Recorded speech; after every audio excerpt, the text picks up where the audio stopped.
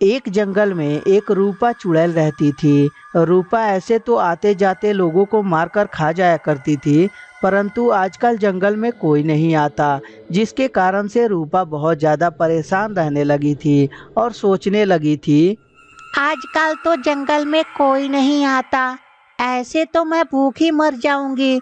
मुझे कुछ ना कुछ करना होगा। और यह सोचकर रूपा चुड़ैल डिसाइड करती है कि आज के बाद वो गांव में जाएगी और लोगों को मारकर खाकर वापस जंगल में चली आएगी। और यह सोचकर रूपा चुड़ैल जंगल से गांव की तरफ चल पड़ती है।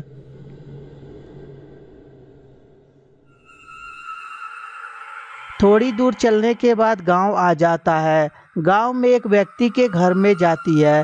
तभी वो व्यक्ति सोया रहता है। रूपा चुड़ैल उसे देखकर बोलती है। अरे वाह, इतना मस्त हट्टा कट्ठा शिकार, और वो भी मेरे सामने। मेरे तो मुंह में पानी आ गया। और ये देखो मूर्ख, कितना आराम से सोया हुआ है। ओए उठ, देख तेरे सामने कौन आया है। वो व्यक्ति जब इतना सुनता है तो अपनी आंखें खोलकर देखता है तो वहाँ एक चुड़ैल खड़ी रहती है। उस व्यक्ति की सिट्टी बिट्टी गुल हो जाती है और वो व्यक्ति तुरंत उठकर खड़ा हो जाता है और बोलता है। अरे मैया, ये चुड़ैल कहाँ से आ गई? ओए चुड़ैल, तुम यहाँ कैसे आई? और मेरा दरवाजा तो बंद था। अरे मूर्ख इंसान, तुझे इतना भी नहीं पता कि मुझे कोई दीवार या दरवाजा नहीं रोक सकती। आज तो मैं तुझे मस्त तेल में फ्राई करके खाऊंगी।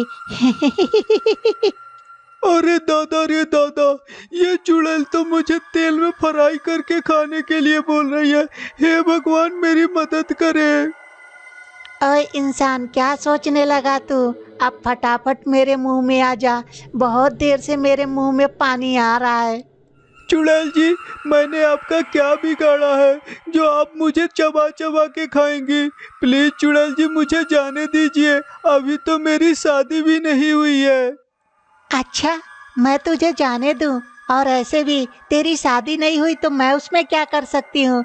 मैं तो तुझे तेल में फ्राई करके ही खाऊंगी। इस बात को सुनकर रामू बहुत ज़्यादा डर जाता है और सोचने लगता है कि इस चुड़ैल से कैसे छुटकारा पा सकता हूँ। और तभी रामू के दिमाग में आइडिया आता है और रामू बोलता है। अच्छा चुड़ैल जी, आप तो मुझे मारकर खा जाएंगी, तो क्या मरने वाली की आखिरी इच्छा आप पूरा नहीं करेंगी? चुड़ैल जब इस बात को सुनती है तो बोलती है। आज तक तो मैंने किसी की आखिरी इच्छा पूरी नहीं की, लेकिन तू प्यार से कह रहा है, तो चल बता, क्या है आखिरी इच्छा तेरी? चुड़ैल जी, मेरा आखिरी इच्छा यही है कि आज आप चली जाइए, कल आकर मुझे खा लीजिएगा। आज के दिन मैं सुबह उठते ही मैं शादी कर लूँगा, उसके बाद मैं कुंवारा नहीं मरूँगा। चुड़ैल जी प्लीज मेरी बात मानिए, आज के दिन मुझे छोड़ दीजिए। चुड़ैल जब इस बात को सुनती है तो सोचने लगती है। अगर मैं इसे छोड़ दी तो कहीं ये कल भाग गया तो मैं खाऊंगी किसे? नहीं नहीं, ये जरूर मुझे मूर्ख बना रहा है। अगर जो मैं आज इसे रात को छोड़ दी तो ये कल तो मुझे दिखाई भी नहीं देगा। नहीं नहीं नहीं, मुझे कुछ ना कुछ करना होगा। एक काम करती हूँ, इतना मैं बकवास क्यों कर रही हूँ, इसे फटाफट खा लेती हूँ, अगले शिकार की तलाश में निकल पड़ूंगी। चुड़ैल जी क्या सोचने लगी? आप सोच रही हैं तो मेरे दिल में धक धक हो रही है। प्लीज चुड़ैल जी मुझे छोड़ दीजिए।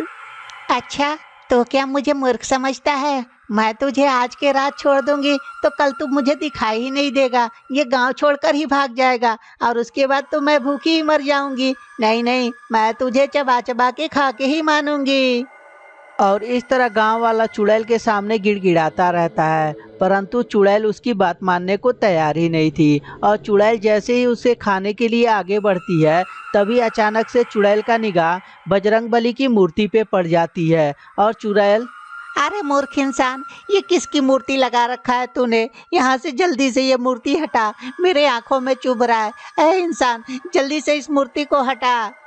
तभी वो व्यक्ति पीछे पलट के देखता है तो उसके दियरखा में बजरंगबली की मूर्ति रहती है। और वो व्यक्ति सोचने लगता है कि जब मेरे साथ बजरंगबली थे ही तो मैं इस चुड़ैल से क्यों डर रहा था। और तभी वो व्यक्ति बजरंगबली की मूर्ति अपने हाथ में लेकर खड़ा हो जाता है। वो चुड़ैल चीखने लगती है।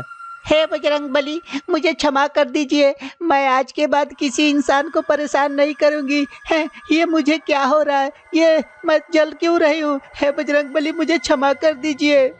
और इस तरह चुड़ैल थोड़ी देर में ही जलकर वहां से गायब हो जाती है। बेचारे रामू की बजरंगबली की वजह से उसकी जान बच जाती है।